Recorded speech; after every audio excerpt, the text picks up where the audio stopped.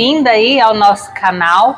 E hoje nós vamos falar sobre aeróbico, antes ou depois do treino, em jejum ou de barriga cheia. Tem muitos mitos aí para falar com relação ao exercício aeróbico, né? Para ganho de volume, melhora na aptidão física, na perda de peso, pós-jejum, né? Tem muitas dúvidas, porque esse mundo fitness ele é muito amplo, né? E a gente vai falar um pouquinho sobre a questão da fisiologia, né? Em resposta do exercício aeróbico, né? E algumas personas, né? A pessoa que vem do jejum, a pessoa que está para perda de peso, a pessoa que quer melhorar a sua aptidão física. Nós temos que separar as personas, né? E tentar passar um pouquinho aí do que a gente tem de conhecimento com relação à literatura e também à prática, né? Então vamos lá, vamos falar de mim, né? Eu priorizo o ganho de massa muscular. Então, o que seria mais ideal para mim estar fazendo esse aeróbico, sendo que eu também quero perder gordura? Né? Então, neste caso, né, o objetivo principal é a hipertrofia de ganho de massa muscular, né? Mas, em relevância, você precisa melhorar o cardiorrespiratório, porque isso também influencia no seu exercício de força. Você ter um sistema que te ajuda na parte de tirar essa acidose e repor energia, né, que é esse sistema também, te ajuda e contribui, né, para essa formação. E o principal é você destrinchar esses treinos, para que você possa ter um recover mais adequado de o treino, e ele não se tornar tão longo, né, com 1h30 ou 2 horas de treino.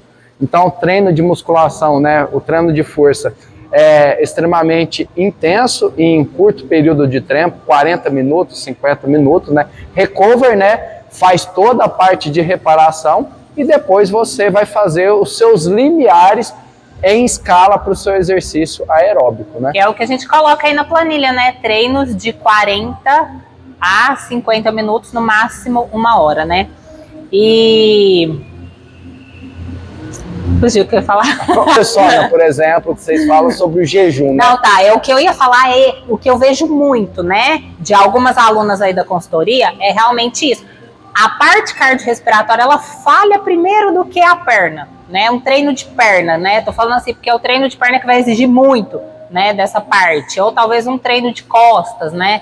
Então, a pessoa talvez até conseguiria mais repetições pela parte muscular, mas o coração não aguenta, né? Já está saindo pela boca. Então, a importância aí também de estar trabalhando esse aeróbico mais intenso, né? Um bodybuilding, aí você tem um pouquinho mais na prática. Qual que é o tempo de volume semanal que um bodybuilding faz para a parte de recovery e recuperação?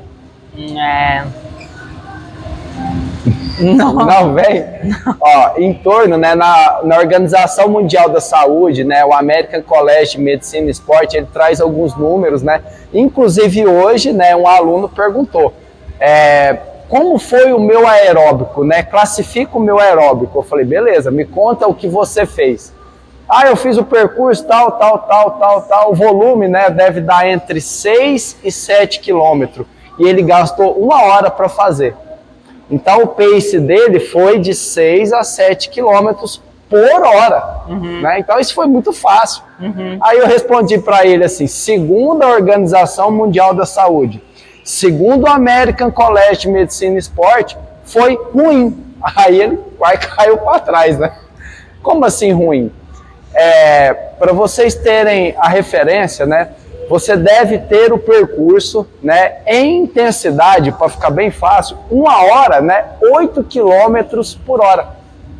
Esse é o bom, tá? O ótimo é você conseguir acima de 10 quilômetros por hora.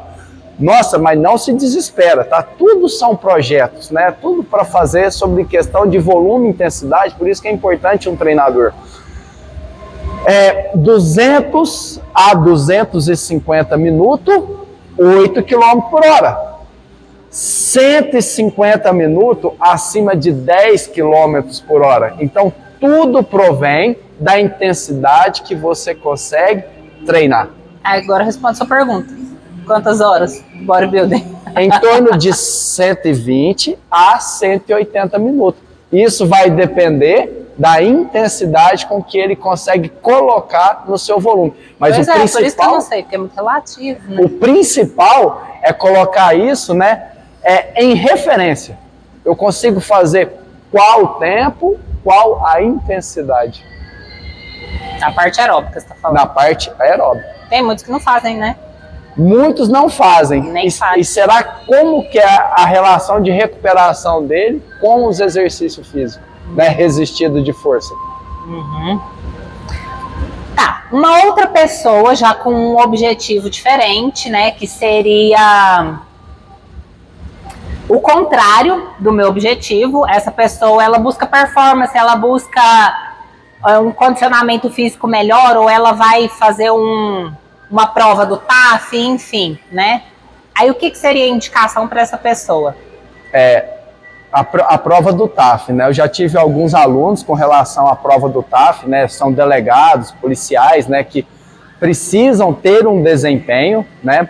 A gente faz a relevância do trabalho de curto período, como salto, barra, né? E vê a referência dele no Cooper, né? O Cooper são um teste de 12 minutos. Né? Homem, a referência é acima de 2.400, mulheres acima de 2.000 metros, né? Em 12 minutos. Isso dá uma intensidade acima de 10 km por hora. Abaixo disso, a pessoa é reprovada.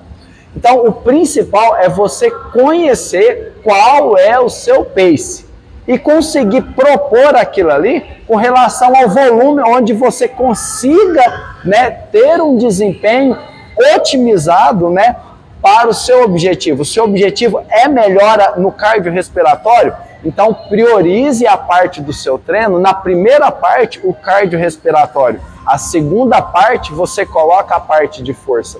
Então simplesmente aeróbico antes a prioridade, antes da musculação, sendo como a parte principal. Certo. E se a pessoa quiser fazer em horários separados? Vou fazer o cardio cedo, vou fazer a musculação à tarde, ou vice-versa?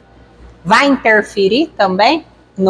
Um vai interferir no outro? Ou com esse intervalo de horas eu consigo minimizar e ter o mesmo benefício nas duas partes? É uma ótima pergunta, né? Aí entra em relevância 3 partes antes do treino. A primeira, como que está a sua adequação ao sono? Como que está a sua hidratação? Como que está a sua nutrição? Se essas 3 partes estiverem alinhadas para a performance, você consegue fazer isso de forma fácil. Agora, se você tem dificuldade nessas 3 principais partes, né, sem contar outros problemas que podem vir surgir, você vai ter plena dificuldade em fazer o seu treino, tanto separado de 12 horas, 6 horas, 4 horas, né? Agora, se você tiver alinhado isso para a performance, você pode ter certeza que você vai conseguir fazer isso. E o aeróbico em jejum? Tem benefício aeróbico em jejum? Ele vale para quê? O aeróbico em jejum, você passa ali 12 horas, 18 horas, né, sem fazer uma parte onde você deixa de comer, você não deixa de dormir, você não deixa de tomar água, né, você tem a parte de hidratação, porém o déficit, né, de energia primária ali na parte hepática, né, ela está mais comprometida um pouco, né, ela está mobilizando a sua segunda reserva, que é a gordura. Isso já tem outros picozinhos, né, de cortisol que degrada, né, também outras partes também com a parte muscular. Então, o maior benefício, né, é uma limpeza, né, é um detox que acontece. Porém, você pode ter certeza, o seu desempenho ele vai cair. Se você está acostumado a correr a 12, 10 km por hora, em jejum de 12, 18 horas, isso vai cair. É natural. Então, o seu objetivo tem que estar alinhado com o seu propósito ao treino. Coloque isso num volume de intensidade menor, com um volume menor, e vai haver uma mobilização maior, né, do sistema cetogênico para queima e dar condição para o corpo continuar, né, aquela queima de caloria. Então, para o emagrecimento, eu vejo que é um start a mais, é uma estratégia melhor, né? Com mais performance. E você acha que o iniciante ele deve entrar nessa de aeróbico e jejum? Ou é melhor ele tentar trabalhar, buscar mais condicionamento, né? Estar melhor fisicamente para depois usar essa estratégia? Muito bom, né? E a pessoa começa hoje, ela já quer fazer aeróbico e jejum. O iniciante é o doidão, né? O montanha-russa, mão para cima, né? E vai. As experiências são adversas, né? Como que aquela criatura vai absorver aquela experiência, né? Comece a sentir, né? Comece a ter a experiência e comece a sentir como foi aquilo ali. Eu acordar e fazer um exercício aeróbico, né? Eu me sinto bem. Eu não consigo acordar às 5 horas da manhã e fazer um exercício de crossfit, de força, recrutamento de coordenação, né? Um snatch, um bar muscle up. Eu não sinto bem, porque eu já fiz. E não foi legal. Então eu tenho que despertar o meu corpo, né? O iniciante, ele tem que fazer o quê? Baixar as intensidades, conhecer o seu corpo, se expor ao treinamento, ir coletando aquelas informações, né? Que o mais impactante para ele é ele conhecer os seus resultados, para alinhar os seus treinos, alinhar a sua alimentação, porque é um hábito novo nele, né? Não adianta a gente colocar as experiências que a gente tem. O que a gente consegue fazer é uma leitura da experiência dele para melhorar, né, os próximos passos dele. É isso aí, espero que tenha esclarecido aí muita dúvida, né? E pode mandar mais pergunta pra gente. É isso aí, seja bem-vindo ao canal da Paty.